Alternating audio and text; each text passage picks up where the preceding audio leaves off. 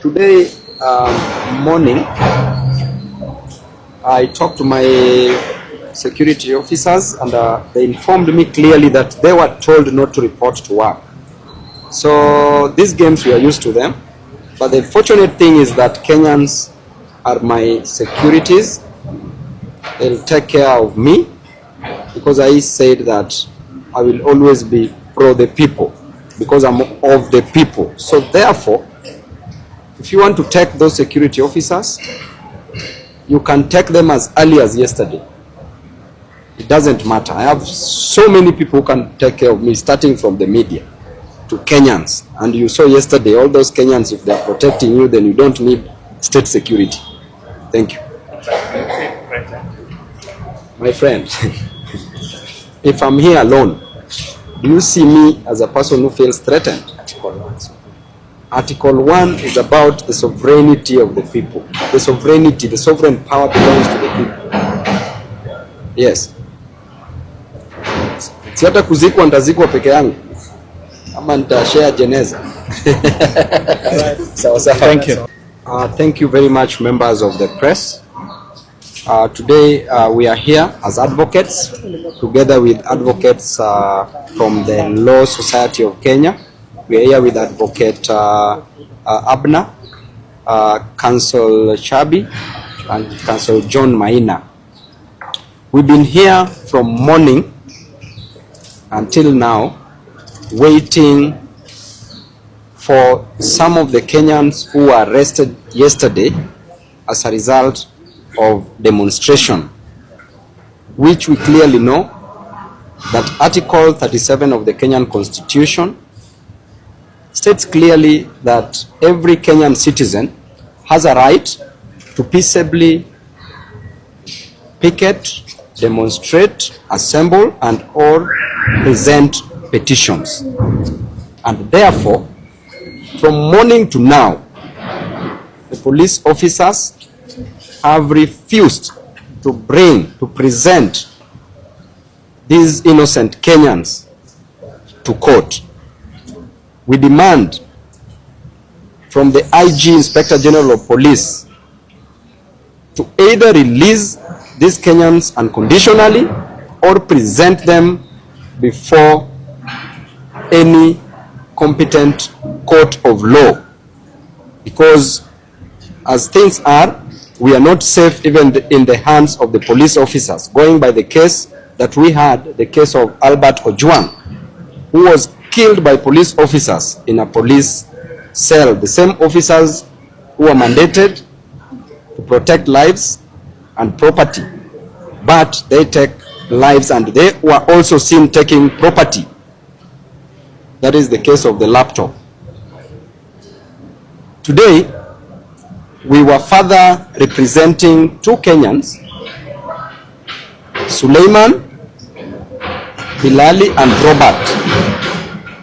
These two Kenyans were arrested with an allegation of publishing false information that they were inciting the public to march to State House, which we don't see anything wrong with that, because they were simply telling them to go and greet their president. And the president is a public officer, is a state officer. So going to greet him, for him to prepare even tea, lunch, and supper for these Kenyans is not a wrong thing. So the ruling for this matter, because the DCI has made a miscellaneous application on this issue, the ruling will come out tomorrow morning, and we pray that they will be released on personal bond, because the miscellaneous application made by the DCI is vexatious. They are on a fishing expedition. It is limping. It is archaic. It is abnormal. So these Kenyans must be released. On the issue of one of our own who was abducted, Mr. Daniel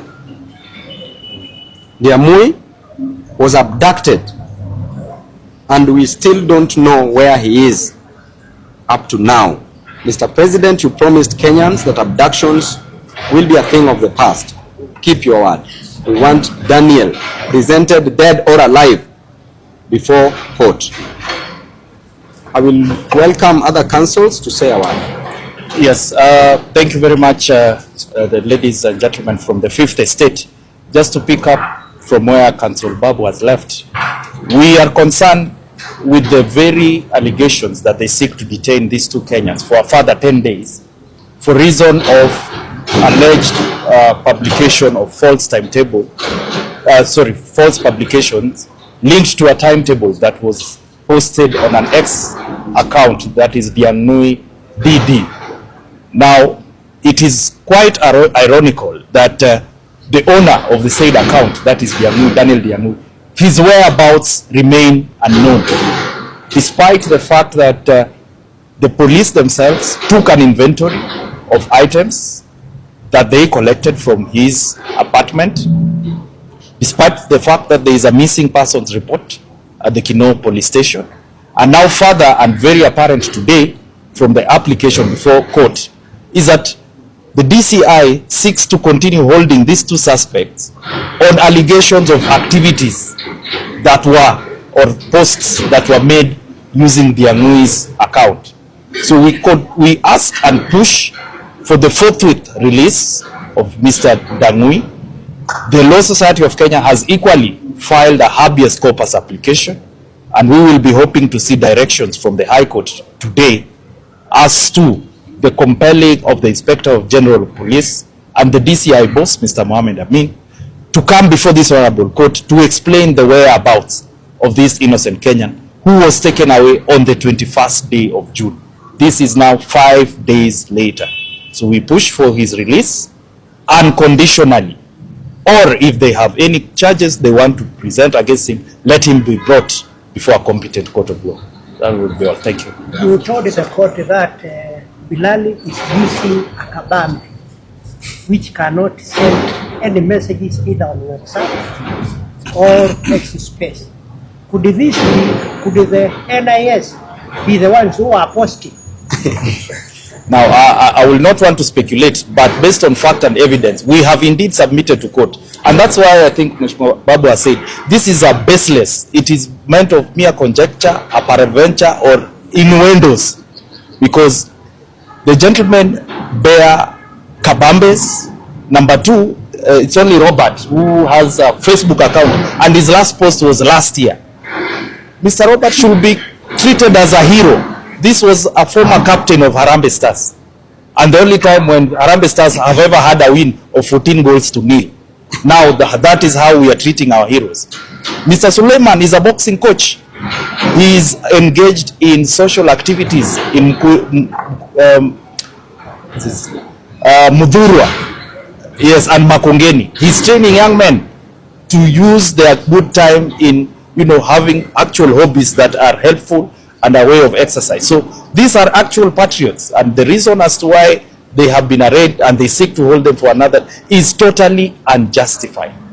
Totally unjustified. And we are expecting that the Honorable Court, as the defenders of justice, to hold forth and stand firm to this abuse of court process.